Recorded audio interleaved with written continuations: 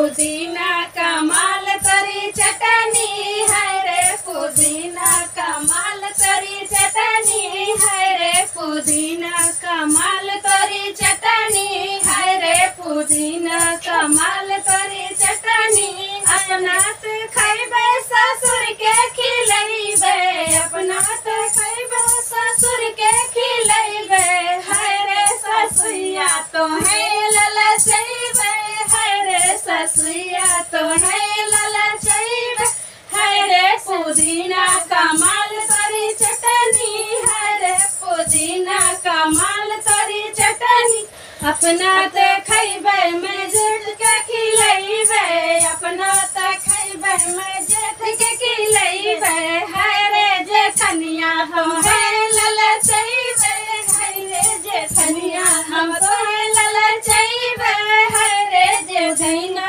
कमाल तरी चटनी है रे पुदीना कमाल तरी चटनी है रे पुदीना अपना तो खैबे देवर के खिलैबे अपना तो खैबे देवर